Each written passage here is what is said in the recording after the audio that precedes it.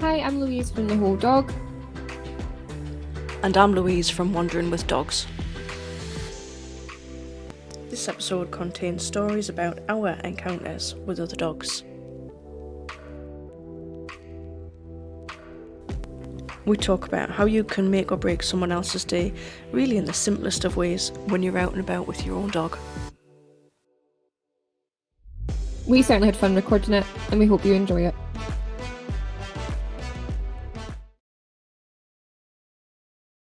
You had an interesting scenario not so long ago, didn't you? I did. And we had a big conversation We did. about it after it happened, funnily enough, and that's why we're here. That we're going to talk to everybody else about it. There's a lot of different parts to it and a lot of different moments with different feelings, I would say, for me and for those dogs and people that I encountered. So I was being really brave, like super duper brave. I actually took Blue down to a place that we go to quite often to do some training. And I thought, you know what, I'm going to take your lead off today.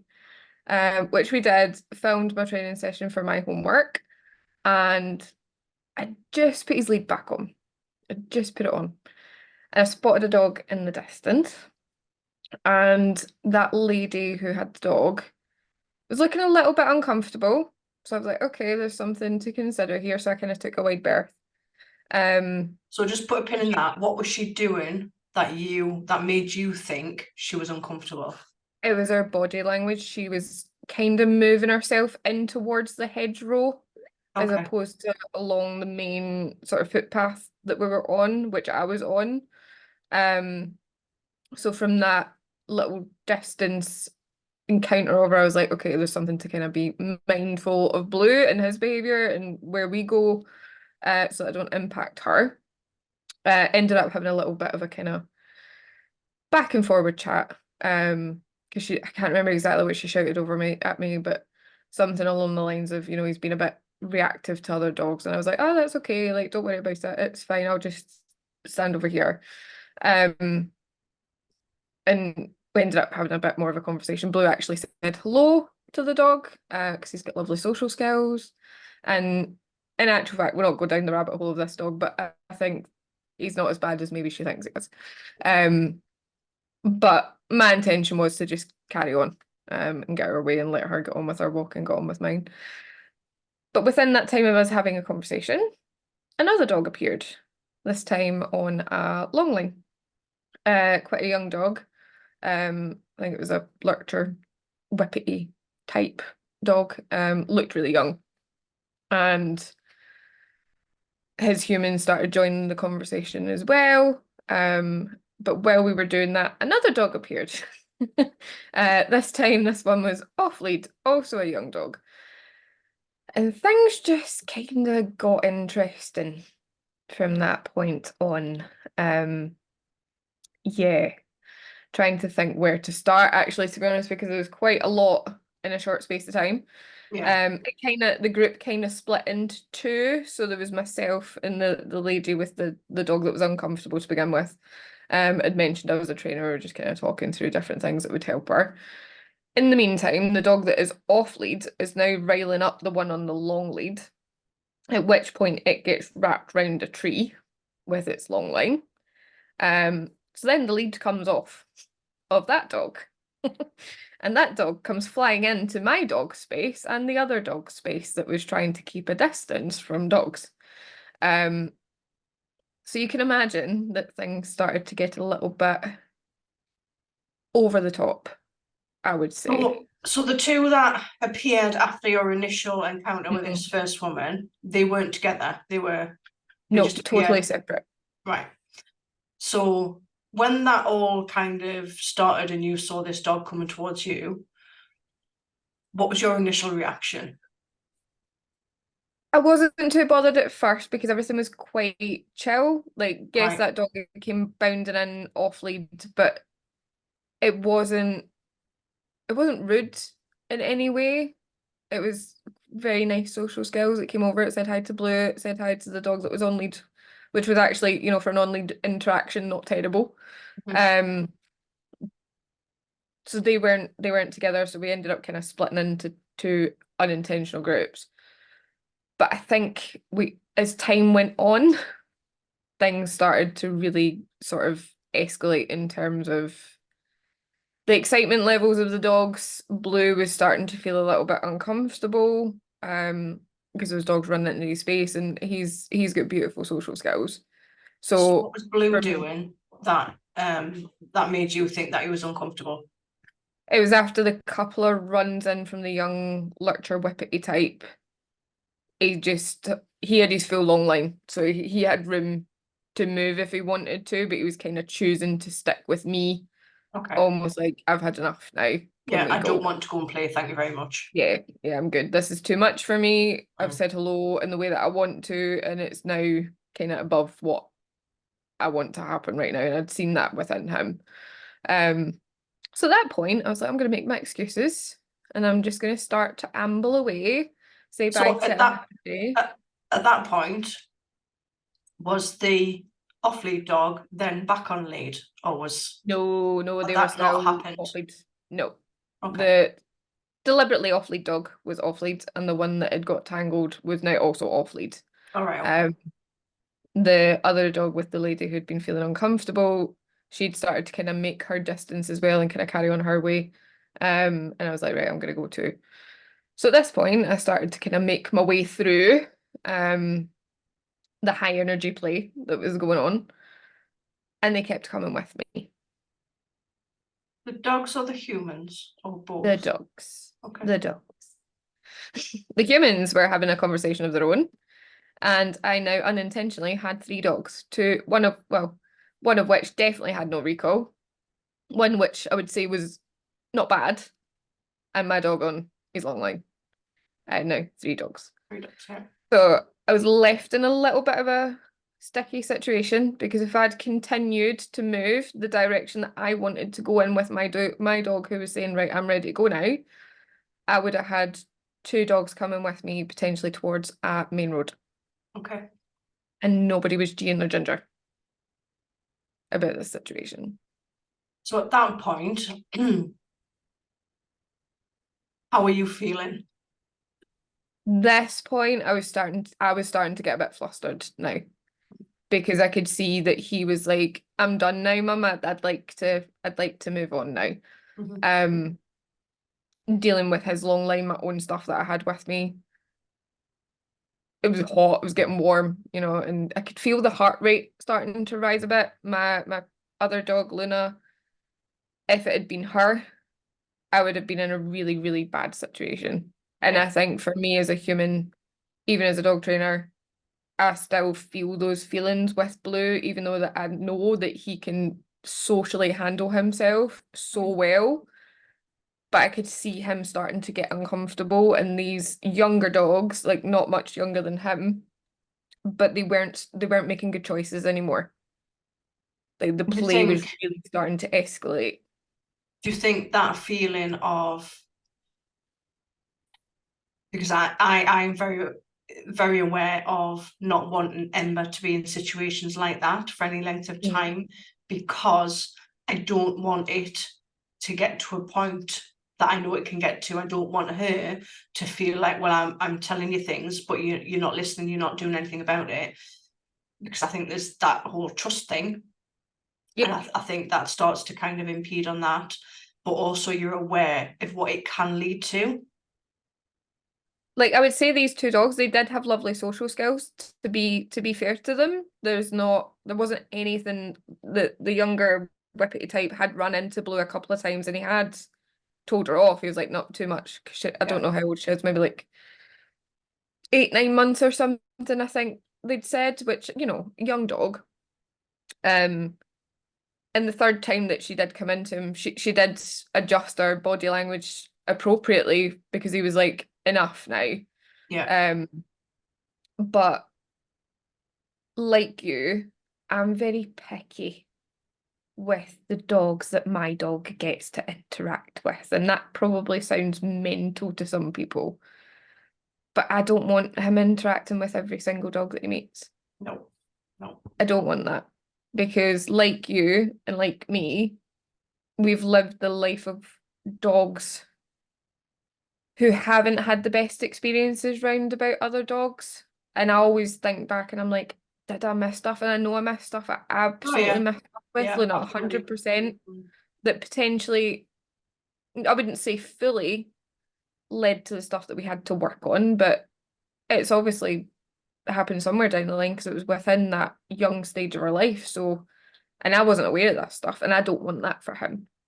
Yeah, Um, and it was just the speed at which things were escalating and the absolute oblivious of the humans. They had no idea what was being said. I felt like I was privy to a private conversation that I was the only one that could understand. yeah. In seeing what the dogs were doing, Yeah. nobody else could see that. No, I could see the lip licks, I could see the head turns, I could see the Mm. whale eyes, I could see the lack of shaking off from the other two. Blue's really quick at that, and I did see that from him. He was moving forward. We can go into body language in more detail for anybody down the line, but shaking off is something that I like to see. And you like to see because it gives us a good idea that we're okay. But I Yeah. wasn't seeing that from the other two. Does a quick, really quick explanation. Mhm. Shake off is that kind of getting rid of tension. So if they're not shaken off, then they're holding that tension in the body. And that, from a human point of view, that's not good. We know how it feels to kind of hold that tension. And we know that that can, it's just one of those things that can lead to escalation of other things. There was no real breaks in this play. It was like bum bum bum bum bum bum bum. There wasn't a breather for either dog. They weren't breaking away to go and sniff or any of that sort of thing. So I was like, I would like out of here now, goodbye. Yeah. But trying to leave was But difficult, you you know. couldn't. No, no. So at what point did you actually, or what point did the other people, the humans, the owners of the other two dogs, realise and come and do something about it? I'm assuming they'd come and did something about it. They did. Um, the whippy thing was wrangled not long after because I'd gone as far as I felt safe to go.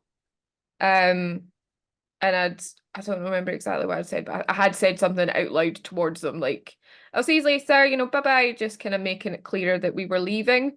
Yeah. And I think at that point they actually looked at what their dogs were up to. The bigger dog, I can't remember what breed it was. It looked like a kind of crossbreed. The one that was off lead to begin with did recall back when she was asked. And the other one was wrangled back onto the long line. So at that point, I made a very swift, hasty exit um, from the situation, and I actually had to stop for a minute, like as I'd got back onto the footpath to just kind of get my bearings back a bit, and it was an interesting realization because I'm like, we've just all had the same experience, but we've just had it But very you haven't, differently. have you? Haven't, no, but it was the same, but it was totally different. Yeah. And he was fine, like he just carried on snooking and sniffing, like nothing had phased him in the slightest. I think he would have happily played with them, but I also know where our limitations are Mm. at the moment, and I wasn't going to allow him to make a mistake because I was like, oh, there's some nice pals, be off you go. Because if the three of them had went towards the road, there's only one with 100% guaranteed recall, and it's my dog because he's on a long line. Yeah. Yeah. And I was like, I'm not letting you get involved in this because that's not fair. So it was interesting. What was your thoughts when I told you about it? Uh, so the thought that comes up for me when you told me that story, when I've been in similar situations myself, I've heard of other stories. It's it's how other people affect you and your dog. Yeah. So I keep coming back to it. It's unfair. It's unfair to not have a handle on what your dog's doing, and for that dog to be impacting another dog and another human. Yeah. I find it incredibly frustrating, I think. Yeah, no, 100%. And as I said, if I'd been in that situation with Luna, I would have felt physically sick after that. Hmm. That would have been a million times worse Yeah. for me. And then that would have affected the rest of your day, wouldn't it? Because you would have gone Probably home. week, to be honest. Like What? weeks. Yeah. Yes. Yeah. You would have chosen different things to do with her because you would have had to. And just yourself coming down from that, Mhm. knowing what that situation can escalate into. And I just, the word that comes up for me throughout dog training, particularly in situations like this, is responsibility. Mhm. That if you're outside with your dog, anywhere with your dog, you Yeah. are responsible for that animal. You're responsible for what they do. You're responsible for their interactions, how they behave. And I just feel that people perhaps don't see it like that. No. And like when you're talking about responsibility, if we really want to get quite serious about it, by law, we are responsible. It's not just common decency responsible. It's actually by law responsible, you know. We don't need to get into that too deeply, but if you don't know your responsibilities in the eyes of the law around your dog in public spaces, it's definitely worthwhile looking at Yeah. because nobody wants to be in a situation with the police at the door about their dog. That's like the worst thing you could ever imagine. Mm. Or I think for me as a person thinking if there was a situation years ago with Luna, can't remember what age she would have been, but maybe somewhere between the year 18 months bracket, off lead, little park, and she'd saw this lady with a sort of husky Malamute type dog, and she'd just done a bunk towards them, started running around them, barking and grumbling and all that sort of stuff. I was terrified after that. I was like, oh my God, like, because the woman was really upset, quite rightly so, because my dog just started circling her, like looking at it now, she was just herding them. Um, but it really gave me a fright to Mm. think that my dog just upset this lady and her dog that were just casually walking on their merry way, and mine was like, oh, I'm just gonna go and terrorize them. Um, and after that, I put things in place. We managed the situation. It's never happened again. Yeah. And I think there's well, there's many different people, aren't there, Yeah. that fall into different camps. But if you are perhaps one of the ones that let your dogs off lead and shout it's all right, he or she is friendly. Well, it's not all right. And I know it might seem all right from your point of view because you're seeing you know your dog. However, the person on the other end of that hasn't got a clue about your dog. And you haven't got a clue what behaviours that dog's got, what dog your dog is running up to. I would implore you to get some training.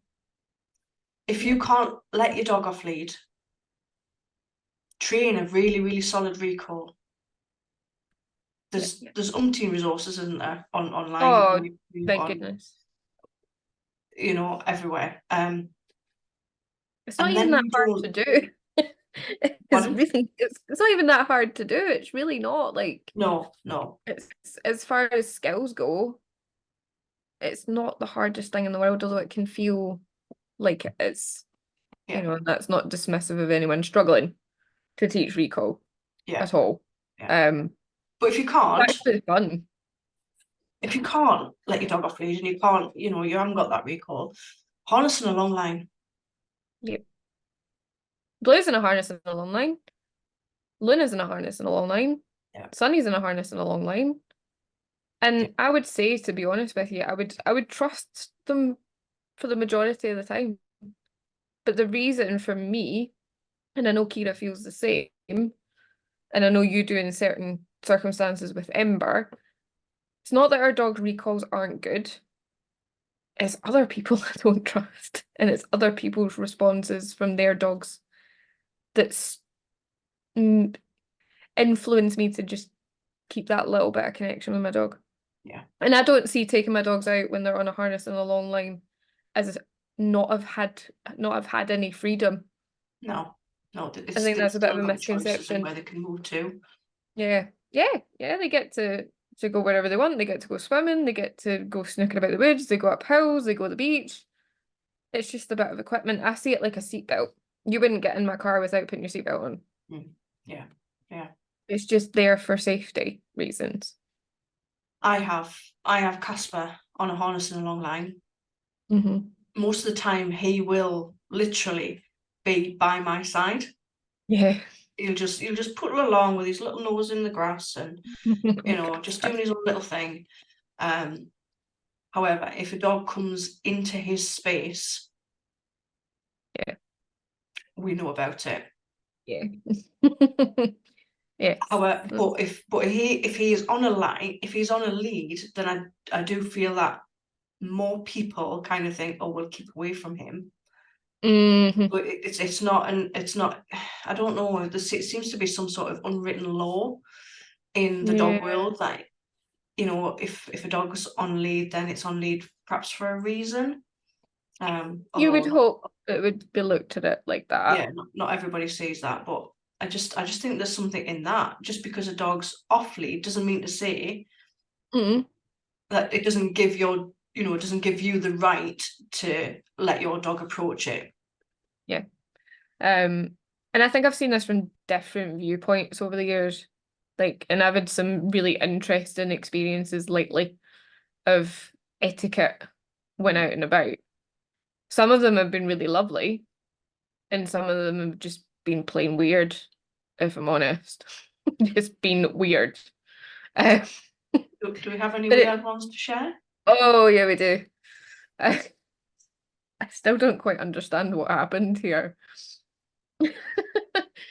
Oh, and we had a conversation about this one too. I think I phoned you or sent you a voice note or something Oh, not right, yeah, the after pen's it just because I was dropped. just like, what was that?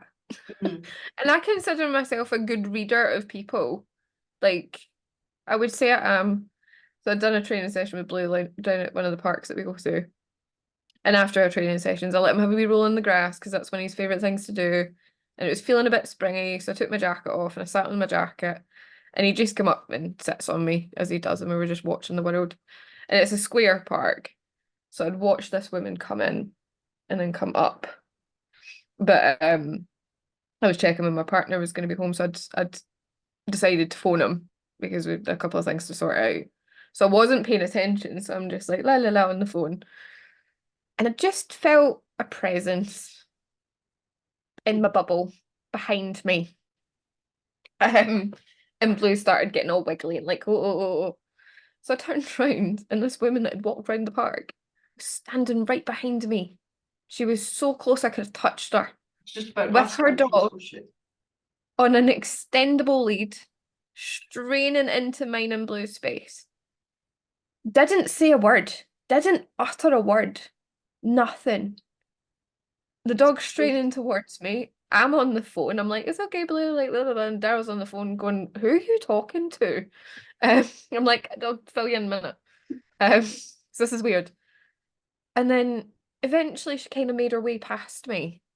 And then I looked at her and she looked at me and it was like she glared at me like I'd just ruined her day. And I was like, why did you do that? And to kind of put it into perspective, there was at least a 15-foot gap between where I was sitting and the So fence. she could have chosen to go a Oh different yeah. way. Yeah, she could have came in front of me. There was a whole football field. She could have Mm. came behind me at a distance.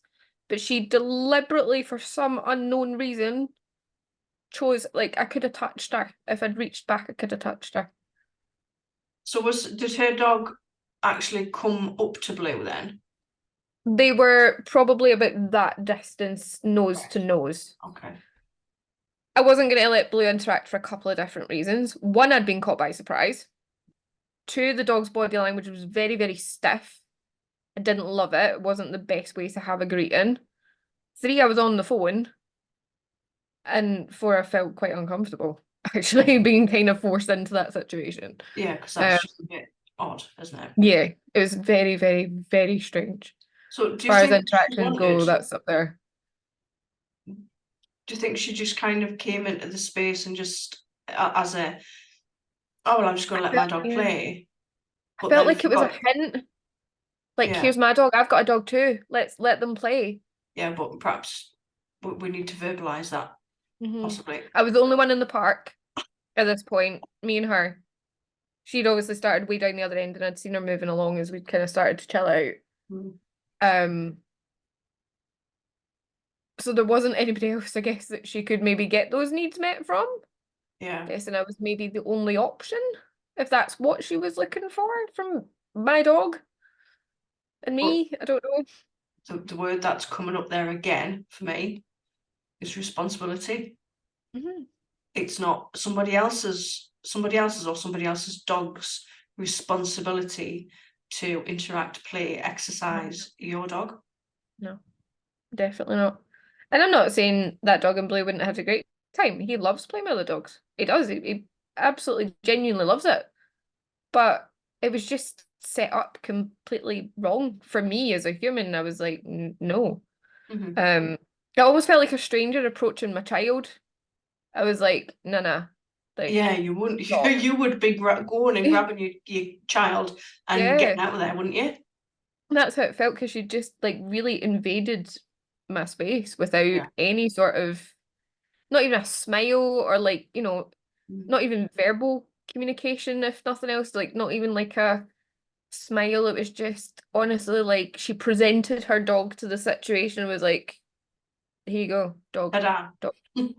That's how it felt. Then she just left. And I'm just sitting there just like, what? Yeah. Yeah, bizarre, Humans are bizarre. strange, aren't they? They are. We are a strange species. Mm. We are. And then I'm like, have I ever done something like that to someone before I knew the things? I don't think I ever did. I Yeah, don't because think it is. I mean, I don't really like a lot of people anyway. I'm quite selective, so I'm okay with the solitary life, especially on my walks, because when I'm walking, I'm usually trying to get away from people and peopling. And that's, I guess, another thing, like personal preference. Do people even want to interact with everybody on a walk, or is it just time for them and their dog? I think the other day I'd sent you a message. I was walking through the park and everybody just looked like zombies. I was dogless. oh It's yes. interesting going for a walk without a dog, Mm. especially as a dog trainer, because you look at things and you watch the interactions and you watch how people are interacting with their dog, and everybody just looked lifeless. Mm. It was a bit sad, really. And I know that's just a snapshot of a tiny moment in time, so it's, not Yeah, an you. accurate representation of these Yeah, people that were in the park. It's funny the decisions that you make on that walk with your dog can either make someone's day or totally upset someone's day yeah, yeah, or their dog's day yeah. equally. So what do we do? What can we do as humans? I think, and again, this applies to this is not just with your dog. This is like throughout life. You can control what you do, Hmm. can't you? You can't Yeah. control other people. And I think for the people in a similar situation to where you were with that first story, I think, I've been in similar situations myself and I know how it feels. Hmm. And you kind of go, oh, if only they'd done that, if only they didn't do that, if only they've come and spoilt my day, they've come and and you can view it, you know, it's a problem out there. And Mhm. I'm not saying it's not. No, I'm not saying that at all. However, you can't control that. no, you And can't. I think that's a massive problem just in itself, in that whole, you know, when you see things externally that are problems, Yeah. there's nothing you can do about it. It's only you can do things about what you do, how you act, how you react, what you Mhm. then go and do. I've lost my train of thread. That's okay.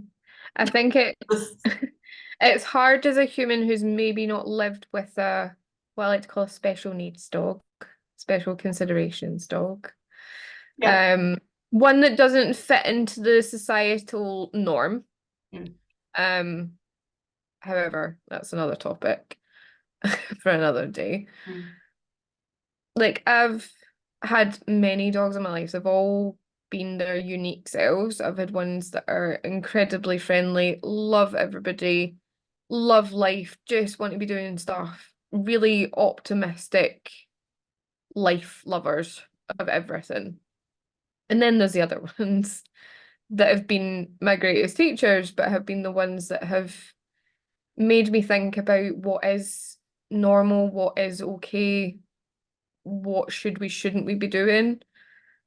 But I think unless you've lived with a dog that has considerations out with what you would consider to be life with a dog, you don't get it. And that's not your fault. Like, I No, know that everybody that has a dog that's quote unquote reactive or whatever labels put upon them, we don't grudge you for having friendly dogs.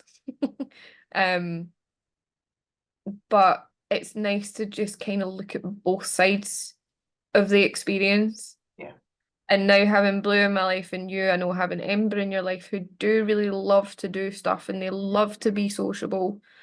They love to play with suitable dogs and meet people.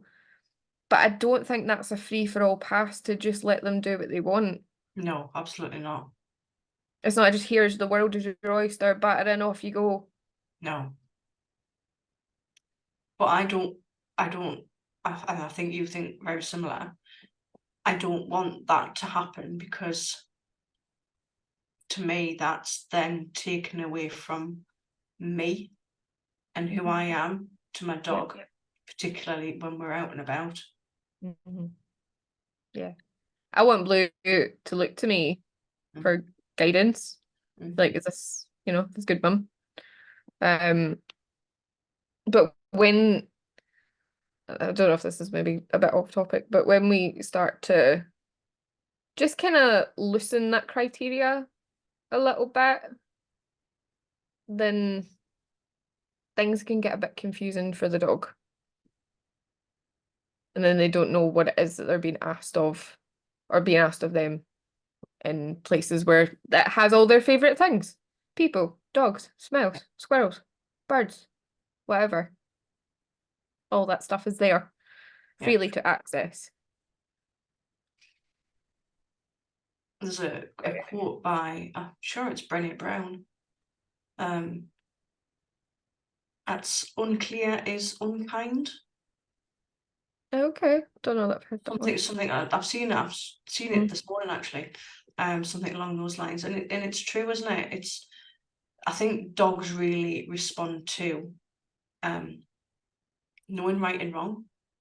Yeah, clarity. Yeah, yeah, yeah. We're very woolly in our Mm. communication. Mm. And not just with dogs, like humans, like take that weird situation. There was no clarity of communication between the humans or the No, dogs. no, that could have been interpreted in so many different ways. Hmm. When, you know, simple act of, you know, the other woman speaking and saying something, oh, would you mind my dog playing, or, you know, Hmm. cleared up, wouldn't it? It would have been cleared Yeah. up quite simply. Yeah. Yeah. And I think it's just looking at the bigger picture. As always come back to the bigger picture. We're only one tiny part in the world. Our dogs are only one tiny parts in the world, but they interact with lots of other parts of the world within their days, within their lives, different people with different needs and wants, and dogs with different needs and wants. We're never going to know what everybody needs and everybody wants, and how our dogs fit into that picture with everybody. But it's just being mindful. Like when I'm out with Luna, there's a place that she loves to go. There's 2 swimming spots. There's loads of sniffs. In Touchwood, every time I've been, it just makes me so happy. There was a woman with like 3 dogs, and she's seen me trying to climb up the embankment. Like she's seen me, I was like, oh, I need to go off the path. Because there's 3 of them and they're all off lead. So it was quite obvious that I was in discomfort about the situation. Excuse me. And she just put all 3 of her dogs on lead. And I came back down the embankment. Me and my dog passed her. She let her dogs back off. I carried on my way. Luna got a swim without being stressed up Yeah. to the eyeballs. All's well in the world. Or me turning back and going back to the car because I'm like shaking like a leaf. Because there's been a situation that was completely avoided of even being a possibility. And that's just the best thing. Yeah, but just by that one really, really simple act. It took her 2 seconds. She passed me in about 3 seconds, maybe not even as much as that. And her dogs were back off again. Yeah. It was just that little bit of respect. Yes. Like I've had to hide up driveways. I've hidden outside people's houses. I've hid behind vans. I've done some mental shit out with reactive dogs. I really have. You genuinely start to feel like a ninja because you can see the chances of a situation going wrong. So you're like, never mind, let's just get everybody out of here. You end up doing some weird stuff. Weird stuff. People looking out their living room window and you're like, hi, don't mind me, just dog. Won't be a second. Like, not trying to rob you. My dog just doesn't want to walk past that dog. Just gonna give us a second and I will leave. Yeah. Hid in people's gardens, shut their gates, like, because of loose dogs that are just roaming about off lead in public spaces and public footpaths that they like pavements that they should be on lead legally, but they're not. Yeah. And that's why I street walk Luna mostly unless she's with me at the unit or, selective places. Because the pavement, the main pavement, should be the one place I should not need to worry. Yeah, absolutely. But it isn't. Not all the time. No. There's so many parts to it, but yeah, many experiences. And there's actually another one just when we were talking in the putting the lead on thing. I was walking Blue again the other day, and I seen a guy walking towards me, and I saw his body language shift. I'd just seen it. And I was like, I think we're gonna give this wee guy or girl a little bit of a wide berth because there's clearly something going on. So I gathered up Blue's long line, got his attention on me, walked past the guy, and the dog did look quite uncomfortable. But do you know what I heard as we passed by? She went, good girl. And I was just like, oh, mate. But I was like, I've not let my dog run into that dog's space. Instead of that human getting frustrated and flustered and upset, he's been able to say good girl to his dog. Because she's had a positive experience. I'm saying she, I don't know if it was a she. Positive experience of my dog walking past her dog. So you were you enabled that dog to have, instead of a bad experience or an experience, a good experience, a good association with another dog approaching. Yep. And it made me smile. I was like, oh, it was nice. Yeah, it's that little, it's those little moments, isn't it? We were up in the peaks and Ember was off lead, and there was a fence and we're coming to a gate, and there was a woman approaching with a dog, and I didn't know where she was going, so I put Ember on lead, and as she approached, she says, we are actually going this way, but I really appreciate what you've just done. And it was just like, again, it's just like, oh, yeah. It just means the world. It means we can all share the same space. For a long time, I limited Luna's life because I was terrified of Mhm. how it was going to make her feel, how it was going to make me feel. I don't know if you remember, Louise, I moved into this house and I went for a walk, and I don't know if you remember, a dog appeared and there was a bit of a scuffle between them. This Mhm. dog didn't have a human anywhere to be seen. I was now in a situation with this loose dog and my dog majorly kicking off. I didn't really know the area where I've moved to. I didn't go out of the house with her for 3 weeks. I was like, nope, I'm good. Oh, thank you. We'll just go to Yeah. secure fields. I'm not doing this again. Mm. And it's just like, if we just have that little bit of kindness, we Kindness. can't It's avoid like, every situation. We can't. Dogs mm, are dogs, humans are humans, life is life. yeah. Like, it is what it is sometimes. But you can approach things um from a place of empathy, I think. Yeah. Instead of looking at dog that's going off its nut at your dog like they're the worst thing to walk the earth. Mm. Just think, I wonder what's going on with that dog. Yeah. Maybe if I make a bit of distance, is that going to help them just now? Mm-hmm. Mm-hmm. It's like when On you that walk past subject. mums with toddlers that are screaming, and I've had it myself, and you've probably had it yourself with your kids. Oh Like, God, yeah. they give you the looks, and do you know how nice it is when another mum walks past? And I always make a deliberate point if I see a kid kicking off or a dog kicking off to just smile, almost like that. Just, I get it. You're doing Yeah. a good job, Yeah. Yeah. Nobody instead of needs judging. judgment Yeah, at it's any not point in their helpful. life. You know, I think I'm probably going off on a tangent, but um Oh judgment no, helps nobody, does it? no. Whether it's about dog behavior, human behavior, it doesn't help anybody. People and dogs behave in a way for a reason, Mhm. and it's that whole understanding the why behind it for Yeah, me. yeah, definitely. Mm. You're only having a second, 30-second, a minute's glimpse into someone's life or an animal's well-being in their life. It's not enough to create a judgment around, a opinion around. Yeah. It's not.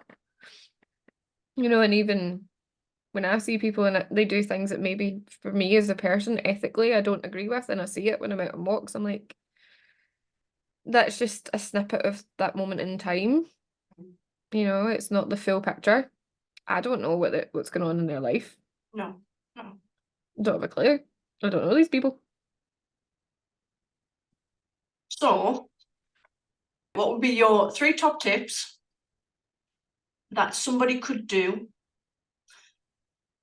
to help another dog owner's experience of being out? Oh, I mean, there's the obvious one. Be able to put your dog on a lead. If your dog is free and has a decent recall, amazing. Yep, As long as your dog can recall away from another dog without any sort of hesitation, and I mean cleanly back to you, then having that ability to pop their lead on, absolute number one for me. It would help me go other places. If I yep, knew people would do that, I would go.